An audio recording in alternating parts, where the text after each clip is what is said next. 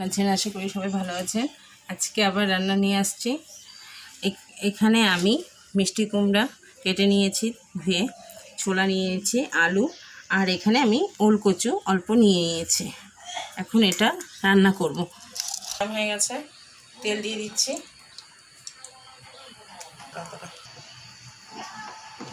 প্রথমে আমি আলুগুলোকে ভেজে নিচ্ছি, হালকা লবণ দিয়ে দিচ্ছি। এটা এখন ভেজে আমি নামিয়ে নেব।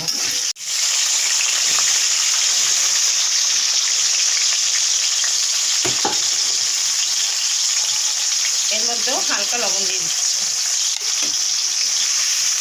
এটা কিন্তু আমি সিদ্ধ করে নিয়েছিলাম, সিদ্ধ করে তারপরে ভেজে নিচ্ছি। এখন মিষ্টি কুমড়োগুলো ভেজে নিচ্ছি। এর মধ্যেও আমি হালকা লবণ দিয়ে দিচ্ছি। ভাজা হয়ে গেছে, এগুলো সব এই 2 থেকে 3 মিনিটের মতন আমি ভেজে নিয়েছি। এখন ছোলাগুলো দিয়ে দিচ্ছি।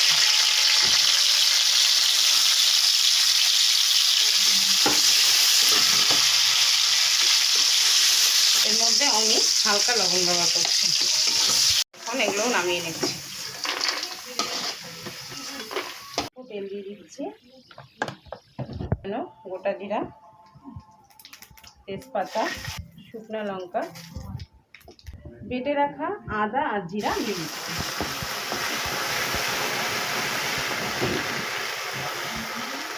এর মধ্যে লঙ্কার গুঁড়া, হলুদ, লবণ স্বাদ।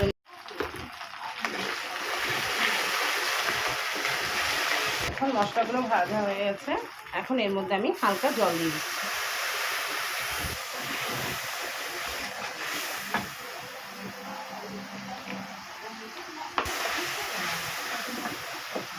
এই কষানোর মধ্যেই আমি ভেজে রেখেছিলাম এই সব সবজিগুলো আমি দিয়ে দিচ্ছি।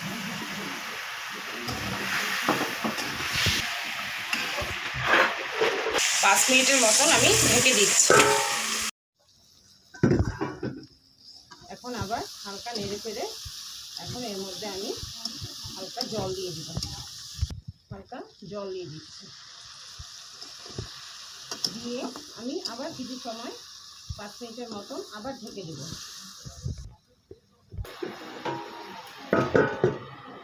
আমি ঢাকনা উঠিয়ে নিচ্ছি।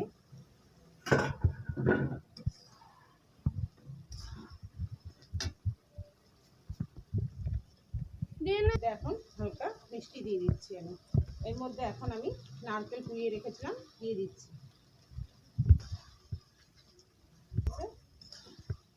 এর মধ্যে আমি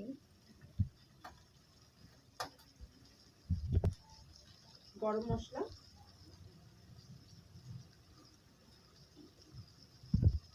ঘি, আমার কুমড়োর ছক্কা রেডি হয়ে গেছে। আমার এখানে মিষ্টি কুমড়ো, আলু আর ওলকচু দিয়ে ছোলা দিয়ে আমি ছক্কা তৈরি করেছি কুমড়ো। আপনারাও একবার বানিয়ে খেয়ে দেখবেন, খেতে খুব ভালো লাগলে গালি দিচ্ছে। যদি ভালো লাগে একটা লাইক অবশ্যই করবেন। যদি আপনি আমার চ্যানেলে নতুন হয়ে থাকেন, চ্যানেলটি সাবস্ক্রাইব করতে ভুলবেন না।